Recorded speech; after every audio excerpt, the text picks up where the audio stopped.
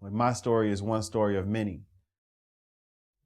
In less than 2 years, I've had 3 family members that have been victims of gun violence. All of them were just starting their lives. None of them over 25. 2 of them had children of their own.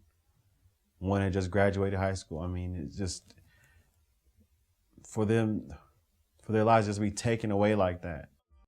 Stage is set when that preacher man button his vest. Last request before they close the chest. Put this body to rest. Ashes to ashes and dust to dust. I look around, they ain't giving a fuck. Meet the unjust.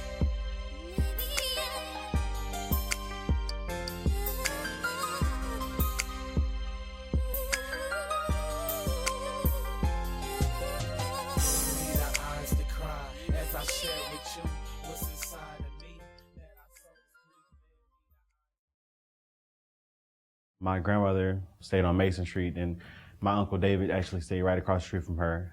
My Uncle Lonnie stayed around the corner on Lion Street. It was very cool, like growing up in that setting, just because, you know, you're surrounded by family.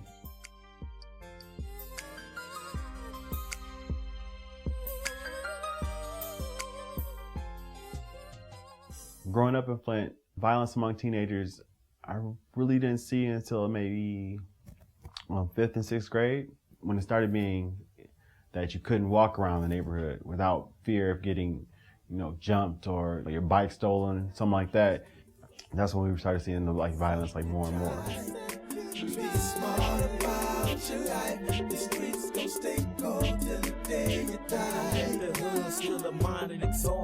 Men, I'm feeling like our hood is lost, and we on our last leg like amputation. Success and pain. Growing up, me and DeAndre, we really didn't have a strong relationship. We just used to fight a lot. My cousin Junior actually used to just wait for us to fight. You know, that was like his entertainment when we came over.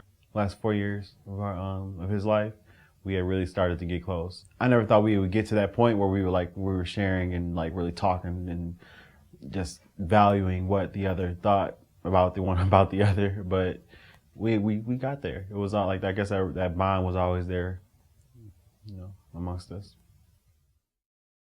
We had 3 kids together, 2 girls and a boy. They're 9, 3, and 1. He was actually a pretty good father. He used to spoil the kids rotten. He would never whoop them. I was always the bad guy. June 11, 2008, I was at work. Break came. You know, I went outside my car and grabbed my phone. There was a text message on it, and the text message was from my sister. And it just said that DeAndre got shot and he's dead. I immediately called my mom, and she was she was crying on the phone. She couldn't really talk. She just told me just to get there and get to Flint. Trying to make it out the hood, I guess they all good. Living where they leaving on us, dead bodies bleeding on us. In street wars, it was all good a week ago. Now we need to peek and know who's with us when we sleeping though. I guess they. DeAndre, who was my cousin, he was sitting in the middle of the bench. I was standing directly right here. They were all joking around, playing. We was watching the game, and the shots were fired from the corner. I took off running this way. Everybody else scattered towards that way. DeAndre got up and he fell right there in front of the bench. Living without DeAndre for me and my family has been hard. He was a brother for me and my sisters. He was a father to his children. He was a son, you know, to our mom. For him to just gone, it's definitely hard because you just don't know where to begin. You know where to pick up the pieces, where to pick up the slack. You know. Do you see DeAndre and his son, and how does it feel knowing that he lives on through him?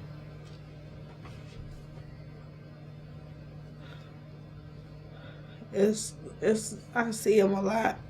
It's kind of a good feeling, but in a way,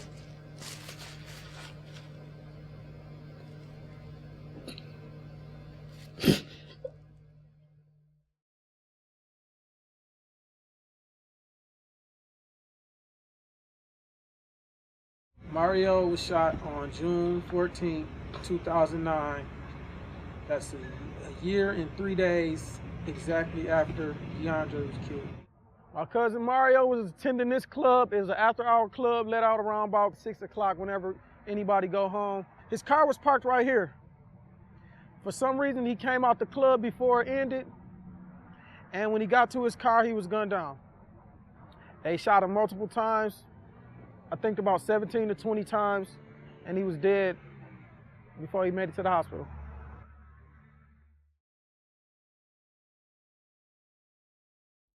When I found out that Mario had got shot and killed, it was like, wow, like what is going on in Flint? Like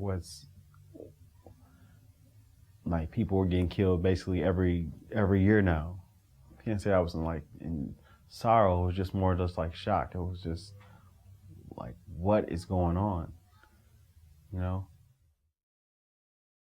All these kids had too much free time. They don't have open centers or things for them to do after school.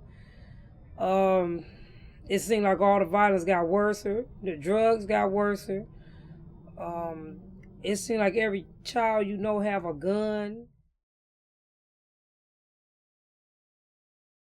My cousin Jamaica Boone was 18 years old. She had just graduated high school in June of 2009.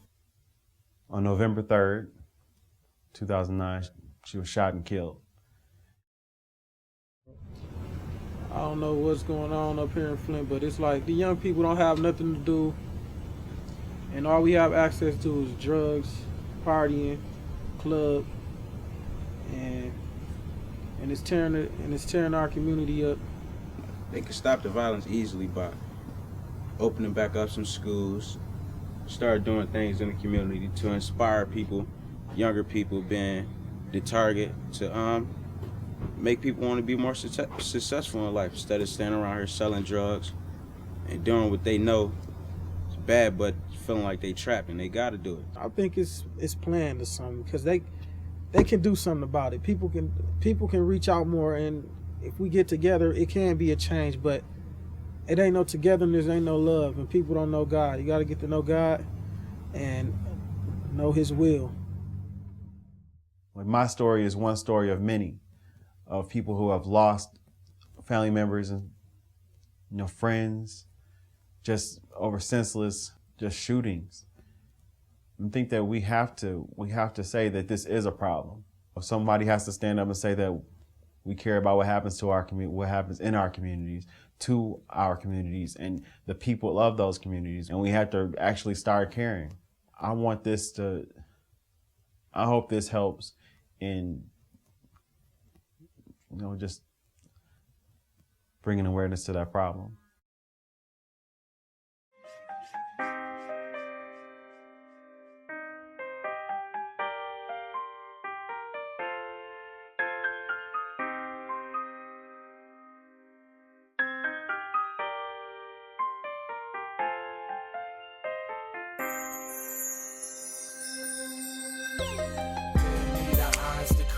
As I share with you what's inside